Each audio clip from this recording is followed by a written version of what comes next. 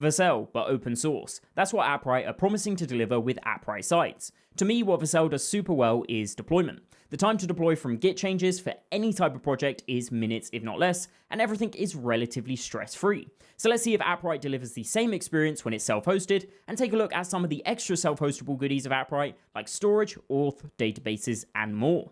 Step 1 is deploying it then, and luckily that is super easy as you can do all of this through Docker Compose. I ran this on a DigitalOcean droplet, and I bought the domain clicksub.xyz so I can send you subliminal messages throughout the video. You can see there's quite a few services here that work together to bring you that Vercel-like experience. Step 2 is to configure the dashboard. We can do that at our server's IP or the stupid domain that we've purchased for it. Here we sign in, and it's worth noting that this is not an AppWrite Cloud account, it's an account for your server, so you'll probably need to create one to start. AppWrite Cloud is if you want that Vercel alternative where all of this hosting is handled for you. They do have an absolutely beautiful status page as well, so bonus points to them for that one. With all of this done though and signed in, we can go ahead and create our first project.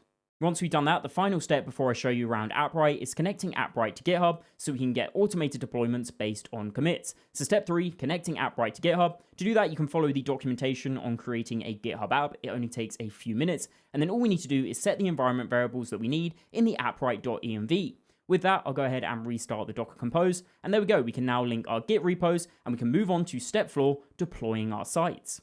Here we go then, how does the deployment experience compare to Vercel? Now you can already see from the dashboard that it has a super nice UI, so it matches Vercel on that. Now I'm going to skip over this welcome page here, because the feature we're caring about in terms of deploying our sites is this new sites feature down here.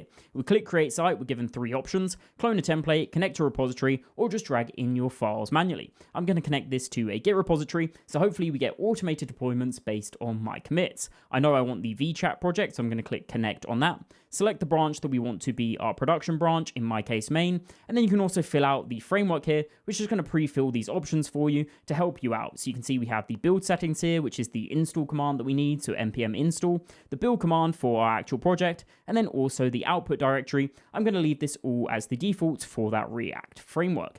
Then I'm going to go ahead and upload some environment variables that I know my project needs, hit save, and then we can click deploy. Now, hopefully this is going to pull up from GitHub all of the code, install it, and deploy it without any hassle.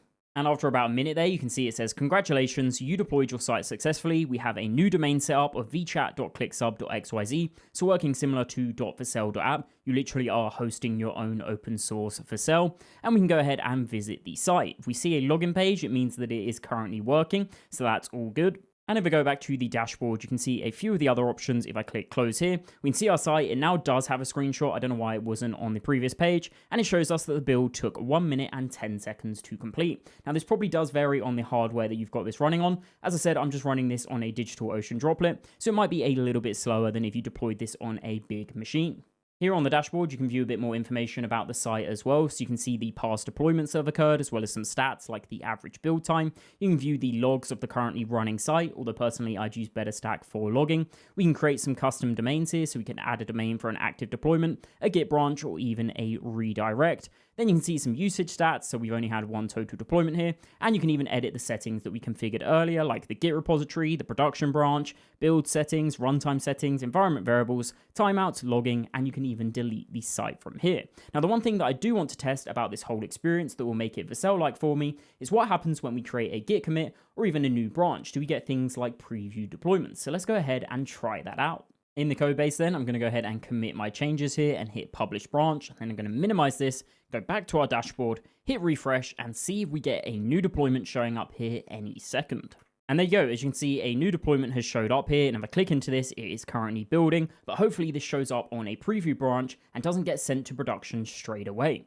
As you can see, it is finished building in 1 minute and 7 seconds here, and the domain that it's using is this absolutely random UUID here. I can click on it, but as you can see, we had a login page there, which means this preview is actually protected behind your AppWrite login, so not anyone on the internet can go and visit the preview, but we can test it out here, and then we can get back and deploy this to production. After exploring further, you can see here on the deployments tab that the status of that last deployment we had is set to ready, whereas the production one is set active.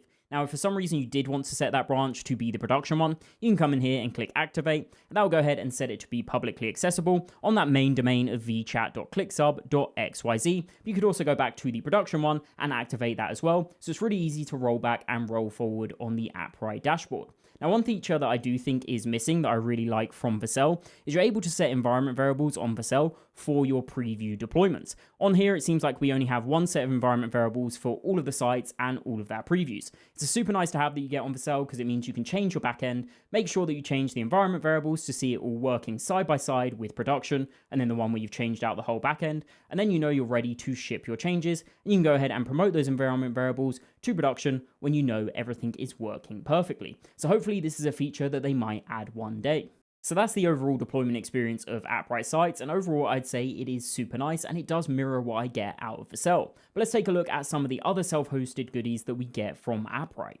The site that we deployed earlier on vchat.clicksub.xyz is actually just a chat application where I've already signed up and sent a few messages. But what's really cool is this is all powered by AppWrite. So if I click into Auth over here, you can see the user that I've created on my VChat site, which had the username of YouTube, and it also used an email of hello@world.com.